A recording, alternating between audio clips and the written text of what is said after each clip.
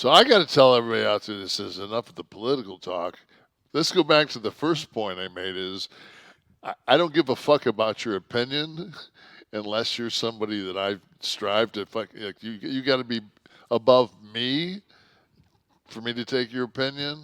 And I just really don't think that.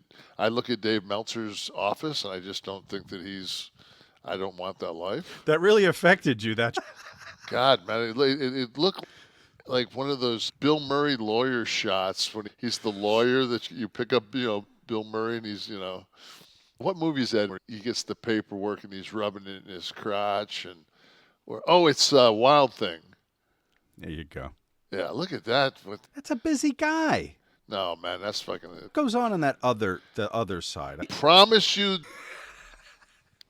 no bitch is taking her panties down in that fucking room. Under a few lucha masks up on top of the vertical blinds there? And I'll guarantee you, every one of them he's killed somebody in. Gacy never needed the mask. He's a Bundy huge closet NHL fan. So, Steve, bring up the Click GPT. Let's put a question in. Why don't I really have any heat with him? He doesn't bother me. I don't think you do. No, I mean, I'm just saying, like Dave Meltzer does. Like Eric is just. Eric goes crazy. Vince has always gone crazy around me about him. There's a lot about Dave I respect. But he's a lawyer.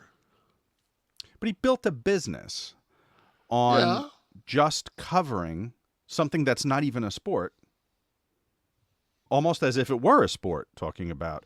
But I always liked Dave. I always liked.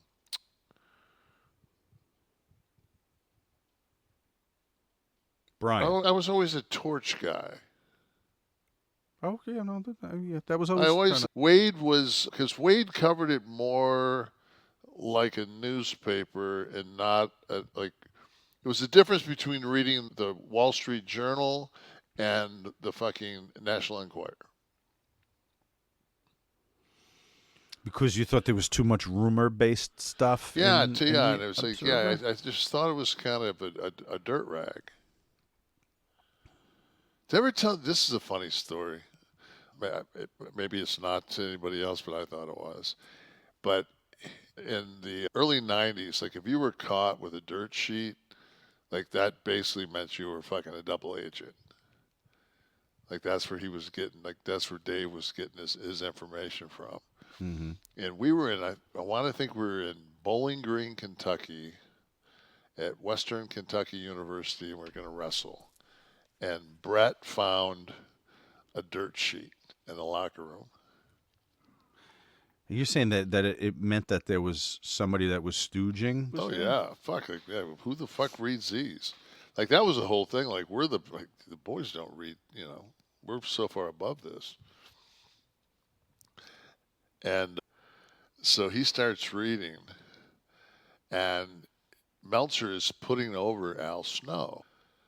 Like just I mean, you couldn't put over anybody, And fucking Brett goes, "Who the fuck is Al Snow?" And at that point, he was Leif Cassidy or whatever he was. Leif Cassidy. And he stands up, walks over, puts his hand, and goes, "Hi, I'm Al Snow." I could see Al doing it. It was so classic, man. And everyone got along with Al, right? I said Kip, it was Kip last week. I'll say it's Al this week. Like, you've got to be such a douchebag to not get along with Al. Yeah. Yeah. So, he's about as good of a guy as,